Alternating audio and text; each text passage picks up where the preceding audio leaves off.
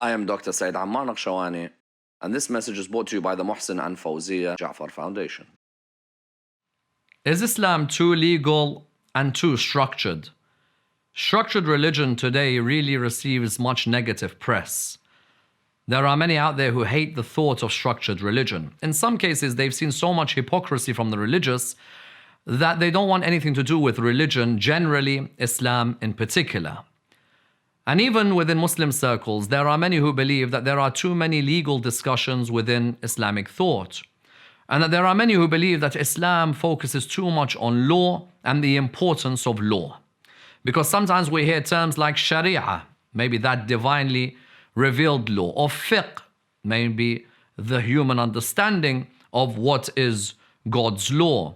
When we hear these terms all the time, you find that people then conclude that there is really too much emphasis on law, too much structure, and that Islam really has no place within modern society. First and foremost, it's important for us to realize that as human beings, we cannot operate without law. I'll tell you, as a prime example, I know very well that if there's no speed cameras, I'll be absolutely driving the fastest I could on any highway. You cannot stop me. As in, sometimes I wish that the whole world was the same track in Germany where there is absolutely no speed limit. But then the reality is, if the law of speed cameras was not in place surrounding us in our society, then I guarantee you there'll be a lot more accidents and possibly more deaths. How many of us, the moment we see that speed camera or the moment we see those white lines, suddenly slow down? We're literally driving in some cases, for example, at 50, 55, and then you see someone slow down for about 10 seconds. And maybe that was the aim of law, that you just had to slow down at certain moments, that you had to be in a situation where you are mindful and not forgetful. Because what's the aim of law? The aim of law is to either protect your property, or to safeguard your intellect, or to look after your life, or to at the same time ensure that your honor is always respected, or that your religion is a religion that can be practiced.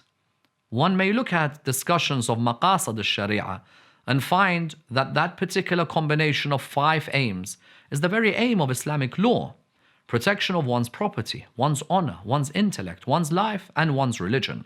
I'm not going to say it's always practiced properly, and I'm not going to deny that it can be discussed a bit too much to the extent that we can actually become extremely pedantic because of a legal worldview. But you cannot deny that every society, religious or not, finds law and the statutes and the principles and the precedents related to law as being incumbent in the growth of that society. But that there does also need to be a spirit to that law. And I think that that spirit sometimes is missing. I do believe that when Christ comes towards the children of Israel, he realizes that while some have adopted Moses and his law, there was the spirit that's missing. Part of law must be forgiveness. Part of law must be sympathy. Part of law must be context. Part of law must be witnessing. And sometimes when you leave these principles, then you have a very stale legal system which can hurt humanity. A lawgiver, alongside the fact that he provides you with law, is also known as the most kind, the most merciful, and also forgiving and opening a door for repentance. And that's what maybe needs to be stressed on when we're talking about Islam, law, and structured religion. But ultimately, the aim of Islamic law was to protect property, honor, intellect, life, and religion. If you ask many human beings in the world today, they'll say those aren't the worst aims in the world. Thank you for listening to this weekly broadcast, and we look forward to receiving your messages to continue this dialogue.